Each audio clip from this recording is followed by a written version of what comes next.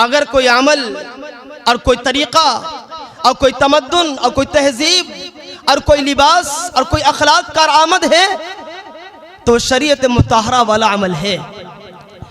इरशाद फरमाया अल्लाह तबारक व तआला ने कुरान करीम के अंदर, जब कुरान के ऊपर सबका ईमान है कि नहीं है? हर एक का ईमान है। कुरान एक सच्ची किताब है और सही किताब है। ये अल्लाह की तरफ से हिदायत नामा है और नसीहत नामा है। ये अल्लाह की तरफ से बहुत बड़ा मौजिज़ा है जो अल्लाह के नबी सल्लल्लाहु अलैहि वसल्लम का हमारे आपके बीच में मौजूद है और क़यामत तक मौजूद रहेगा। ये मौजिज़ा है। तो अल्लाह पाक ने कुरान के ज़रिया से शुरू ही में अल्लाह पाक ने मुसलमानों की ईमान, उनके यकीन को बनाया है। इरशाद फरमाया कुरान करीम के अंदर कि अलिफ लाम मीम ज़ालिकल किताबु ला रैब फीहि हुदल लिल मुत्तकीन। अल्लाह पाक ने फरमाया, ऐ मुसलमानों, जिस कुरान करीम को तुम हाथ में लेने के लिए जा रहे हो, जिस कुरान करीम की तिलावत करने के लिए जा रहे हो, जिस कुरान पाक को तुम सुनने के लिए जा रहे हो, जिस कुरान पाक को तुम चुभने के लिए जा रहे हो, जिस कुरान पाक पर तुम ईमान लाने के लिए जा रहे हो, पहले इसके बारे में अपना यकीन बना लो, अपना एतमाद कर लो, इसके ऊपर भरोसा कर लो कि ज़ालिकल किताबु ला रैब फीहि। ये एक ऐसी किताब है, या ऐसा मौजिज़ा है, या ऐसा नसीहतनामा है, या ऐसी हिदायतनामा है कि ला रैब फीहि, जिसके अंदर शक व शुबह की कोई गुंजाइश नहीं। हुदल लिल मुत्तकीन, और ये हिदायत है मुत्तकी लोगों के लिए, परहेजगारों के लिए। पता चला जिसके अंदर अल्लाह का खौफ, अल्लाह का डर, अल्लाह की अज़मत और लिल्लाहियत नहीं है तो हिदायत उसके लिए नहीं है, बल्कि अल्लाह के कुरान दिल के ऊपर असर करे, इसके लिए अल्लाह का खौफ का होना लाजिम और ज़रूरी है। कुरान की हलावत महसूस हो, इसके लिए अल्लाह की तरफ से खौफ, अल्लाह की खशियत, अल्लाह की अज़मत दिल की गहराइयों के अंदर उतरना ज़रूरी है। इसलिए फरमाया कि ज़ालिकल किताबु ला रैब फीहि हुदल लिल मुत्तकीन।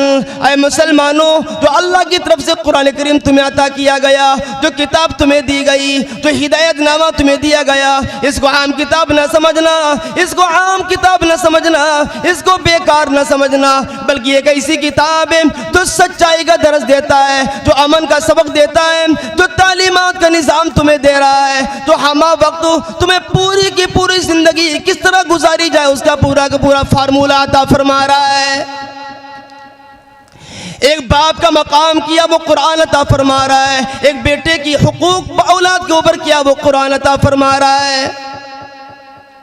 हर एक को, हर एक इंसान को उसके ऊपर क्या जिम्मेदारियां आयद होती हैं, उसको दुनिया में आने के बाद क्या काम करना चाहिए, उसको बड़ों के सामने कैसे पेश आना चाहिए, अपनी बीबी के सामने कैसे पेश आना चाहिए, अपने माँ बाप के सामने कैसे पेश आना चाहिए, अपने करीबी रिश्तेदारों के सामने कैसे पेश आना चाहिए, अपने पड़ोसी के साथ कैसे पेश आना चाहिए, अपने रिश्तेदारों के साथ कैसे पेश आना चाहिए, अपनी बहनों के साथ कैसे पेश आना चाहिए। एक एक चीज का कुरान पाक तालीम दे रहा है। ज़ालिकल किताबु ला रैब फीहि। मुसलमानों, अगर तुम्हारा कुरान पर यकीन नहीं, मुसलमानों अगर तुम्हारा कुरान पर एतमाद नहीं, मुसलमानों अगर तुम्हें कुरान पर कोई भरोसा नहीं, सारी जिंदगी तुम नमाज पढ़ते रहोगे, सारी जिंदगी तुम खैरात बांटते रहोगे, सारी जिंदगी तुम सदकात बांटते रहोगे, लेकिन कुरान पर यकीन नहीं, कोई भी चीज तुम्हारे कामयाबी के लिए तुम्हारे लिए तैयार नहीं। अल्लाह की मोहब्बत और कुरान पाक की मोहब्बत दोनों लाजिम मलजूम है। अगर कोई कहता है कि मैं ला इलाहा इल्लल्लाह, यानी अल्लाह को एक मानता हूँ, लेकिन कुरान पाक के इनकार करता है, वो कभी ईमान वाला नहीं कहला सकता अपने आप को। अगर कोई कहता है मैं कुरान पाक को मानता हूँ, लेकिन अल्लाह की तौहीद को नहीं मानता, अल्लाह का एक होने को नहीं मानता, अल्लाह की तरफ से तमाम हाजतें पूरी होती इसको नहीं मानता, खुदा की कसम कुरान पर तो ईमान है, कुरान पाक की बातों पर ईमान है, लेकिन जो अल्लाह की तौहीद को नहीं मानता, इसका मतलब कुरान पर उसका कोई यकीन नहीं। सबसे पहला उसको अपना मिजाज बनाना पड़ेगा कि कुरान हमारे लिए हिदायतनामा है, कुरान हमारे नसीहतनामा है, कुरान जो पैगाम देगा उसी के अंदर हमारी आपकी कामयाबी मुज़म्मर है, कुरान जो तालीम देगा उसी के अंदर हमारी आपकी कामयाबी का राज पोशीदा है। जो कुरान करीम की नसीहतनामा को नहीं मानता, कुरान के पैगाम को नहीं मानता, वो खुदा की कसम क़यामत तक के लिए, क़यामत की सुबह तक भटकता रहेगा, कभी भी उसको सीधा रास्ता मैसर नहीं हो सकता।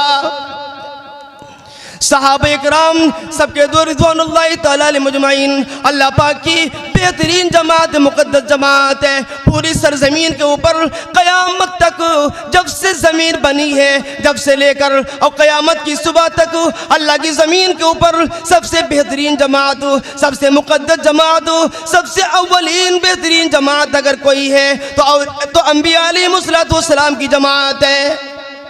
और अंबिया के बाद फिर सहाबा इकराम की जमात। सहाबा को इतनी बड़ी अज़मत और सहाबा को इतना बड़ा मकाम व मर्तबा किस बुनियाद पर अता हुआ है?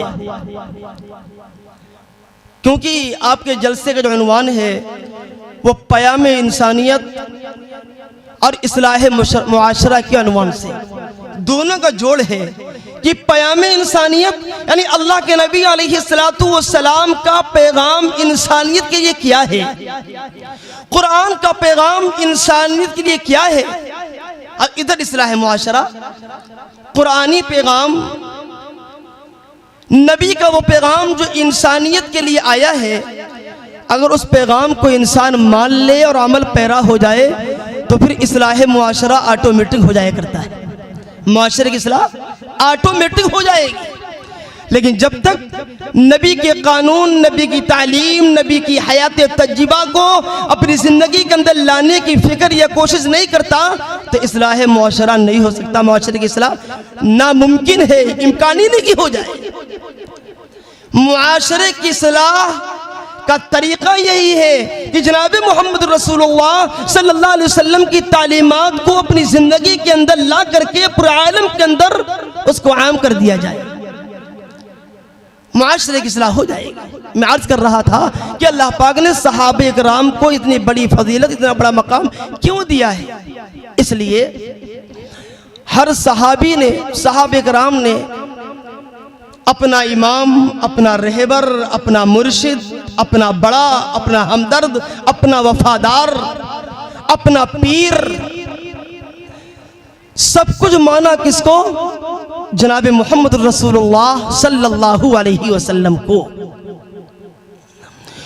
कुरान पाक के अंदर है, सहाबा जब तक ईमान नहीं लाए, कोई चोरी करता है, कोई गीबत कर रहा, कोई चुगलखोरी कर रहा, कोई शराब नोशी के अंदर मस्त है, कोई जुआकारी के अंदर मुब्तला है, कोई झूठ जैसे घिनौने काम के अंदर मुब्तला है, कोई किसी पड़ोसी को परेशान करता है, इस आयब के अंदर मुब्तला है।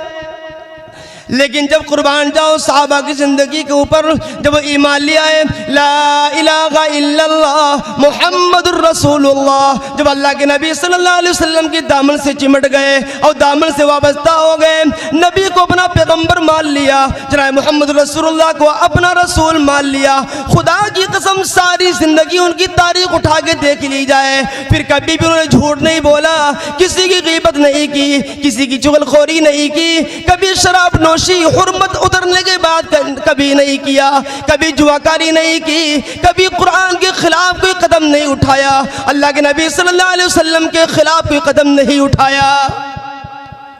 हम वक्त पहले अपने आप को देखते थे, जो अमल हम करने जा रहे हैं ये रसूलुल्लाह सल्लल्लाहु अलैहि वसल्लम को इस मेरे अमल से तकलीफ तो नहीं पहुंचेगी। एक मर्तबा अल्लाह के नबी सल्लल्लाहु अलैहि वसल्लम मदीनतुल मुनव्वरा से किसी बस्ती में जा रहे थे, गुजर रहे थे। आप सल्लल्लाहु अलैहि वसल्लम मदीनतुल मुनव्वरा से निकले, किसी बस्ती में जा रहे हैं। रास्ते में आपका एक मकान के ऊपर नजर पड़ती है, एक मकान को देख लिया। जब उस मकान को देखा तो उसको बड़ा बेहतरीन मकान बना हुआ है, बड़ी बेहतरीन उसकी तामीर हुई है, उसके ऊपर गुंबद, उसके ऊपर कुब्बा भी बना हुआ, गुंबद बना हुआ। अल्लाह के नबी सल्लल्लाहु अलैहि वसल्लम को जब निगाह मुबारक पड़ जाया करती, आपने जो अपनी आंखों से